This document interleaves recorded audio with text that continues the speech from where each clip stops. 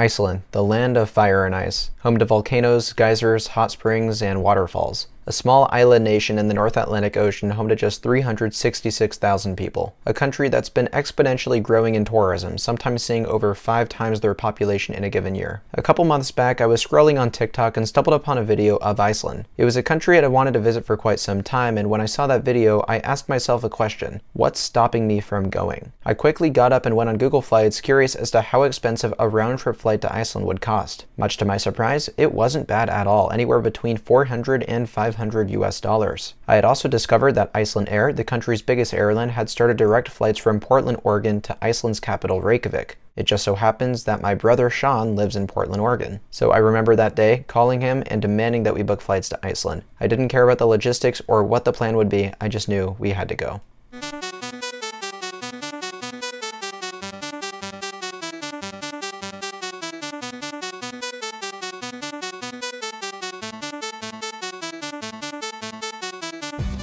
What is this?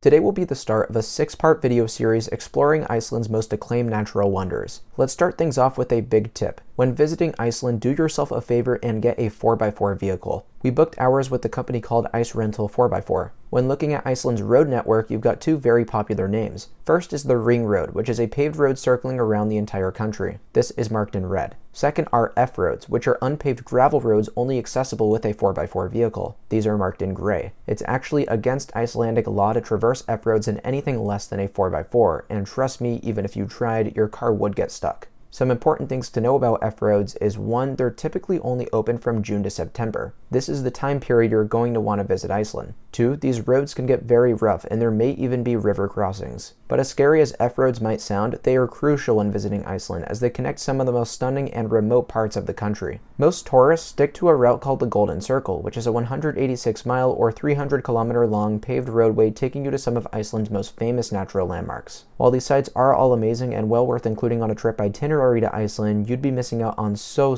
much by not including places that you can only access via F-roads and the remainder of the Ring Road. That is my biggest possible tip for those of you looking to visit the country. Now we can move on to our first day in Iceland. Of course, we began at the Keflavik International Airport, which is Iceland's biggest airport, located 31 miles or 49 kilometers away from the capital, Reykjavik. After landing, we immediately found an ATM and got the local currency called the Icelandic krona. Just about every business that we saw in Iceland will accept debit and credit cards, but it's still always nice to be carrying some cash on you. Next, we took a free shuttle service to our rental car provider to pick up our vehicle for the week-long trip. Our first steps outside were harsh as we were greeted by rather cold temperatures. Believe me, 45 degrees Fahrenheit in, say, Oregon does not equal 45 degrees Fahrenheit in Iceland.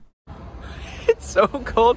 Every time I talk, you can just see it. We then got on the road to our first destination and immediately we recognized Iceland's alien-like landscapes. But the drive did get progressively more colorful, especially as we drove through Thingvellir National Park, many people's first stop when visiting the country. We saved this park for the final day of our trip, but driving through it, seeing the color, our first sheep, and pristine rivers were an equally memorable experience. Eventually, we arrived at our first destination in Iceland, Waterfalls. This is arguably the country's most popular waterfall, and I can definitely understand why. This was by far one of the best with its 2 tiers and extremely powerful flow. Waterfalls is one of Europe's most powerful waterfalls, and you can feel the wind it generates all the way from the parking lot.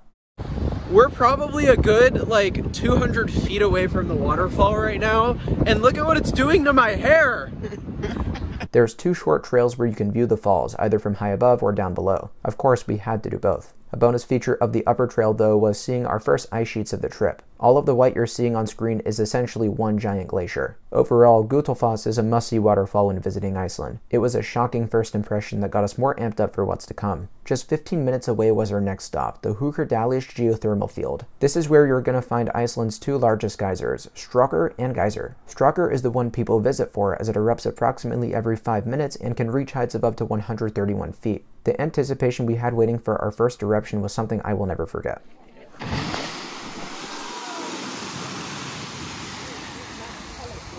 The other big boy in the park is Geyser, which may seem to have a pretty uninspired name, but this was actually the first geyser ever described in printed source and the first known to modern Europeans. Unfortunately, we were not able to see this one erupt, but that's because it's now considered dormant. The last it erupted was on a random Saturday in 2016, and before that it hadn't erupted since the year 2000. Although incredibly rare today, there was a time when this geyser erupted once every 30 minutes and routinely reached heights of up to 360 feet tall. Luckily, it seems that Strahker will be frequently erupting for quite a long time. It's an incredible sight in itself and well worth the visit for. It was also amazing to see the scattered geothermal pools that have a very impressive color pattern to them. As these generate lots of hot steam, it feels amazing to stand behind them as it feels like you're in a sauna. Speaking of geothermal pools, we were now off to relax in our first hot spring of the trip. Iceland is known for its plethora of hot springs, and this one just a half-hour away was the most authentic natural hot spring we visited on the entire trip. You'll travel on a short non-paved road to get here and will walk along a short trail to actually reach the hot springs. Then there's a couple of hot pools that feel incredibly refreshing after a long cold day in the country. Do note that you'll be sharing these hot springs with many other people. I know lots have expressed concerns over these getting too overpopulated, and it's for that reason that I have yet to reveal the exact location. This is by far the greatest experience ever of my life. As we had a 2-hour drive to our first destination in the morning, we decided to split the drive and find a nice open space for us to sleep for the night. In result, we randomly found a quaint bonus waterfall called Waterfalls. This was a pleasant surprise as it originally wasn't part of our itinerary. Waterfalls is essentially 2 waterfalls that conjoin, which is something I hadn't really seen before. Best of all is we were the only ones there, so we figured it would be a good spot to call it a night. Little did we know what would come next. So this was our first day in Iceland, and I actually had a couple tears that uncontrollably ran down today. We just got here. Iceland is not ice. There is ice, but it's not just ice. There's a lot. Thanks, Vikings, for confusing Greenland and Iceland. I mean, there's a waterfall right behind us. What is life? Oh, is that? Oh, hey, we got it You framed. didn't That even was notice. accidental.